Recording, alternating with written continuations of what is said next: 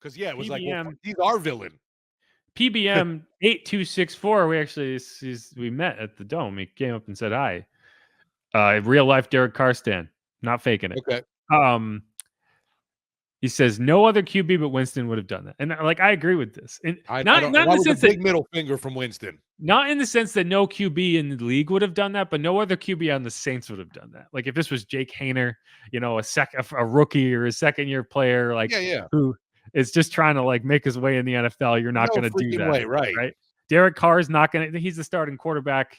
He's going to be like, haha, guys, yeah, I understand it, but they want us to do this, so we're going to do this. And maybe Derek Carr's a wet blanket, sure. That's kind of.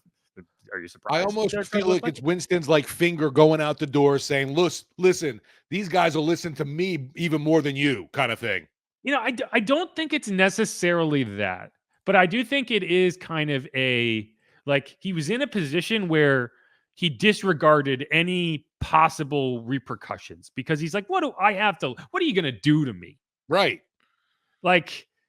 He's made plenty of money in the bring NFL. Me back next year and I won't sit on the bench and get a chance when the quarterback's shoulders hurt. Okay, no problem. Right. He clearly has no future here in terms of becoming a starting quarterback at all. That's never going to happen. Even if Derek Carr got hurt, they'd probably just go to Jake. You've seen it. You understand the situation. He's a good teammate. That's why I think everyone is jumping over themselves to support him because he is such a good teammate. And he has been so uplifting despite the situation he's in, which is I was the starter here and then I got hurt and they took my job away and gave it to Andy freaking Dalton, who can't even start in Carolina on a 2-15 football team.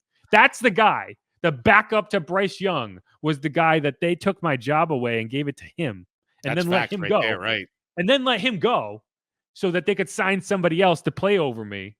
And then whenever that guy got hurt, they were like, oh, he's fine. No, he'll play. And then at the end of the season, they're like, well, he was hurt the whole time, so we can't judge him on that.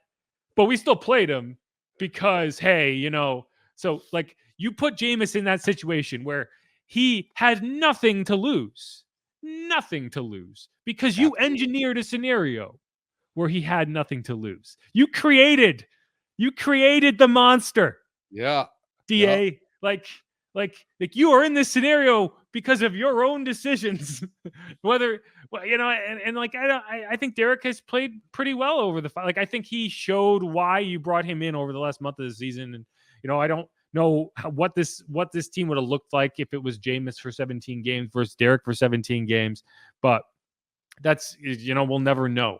But I fully believe that there's a reason this was a perfect storm that ended with this the way it did.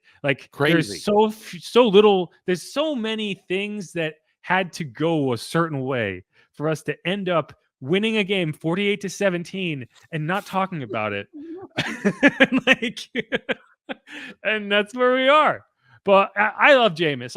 I'm a big Jameis fan in terms of the person and the type of teammate he is, and the encouragement, and just how he's always upbeat, and how he has taken all of these kind of things that have come to him, whether he likes it or not. I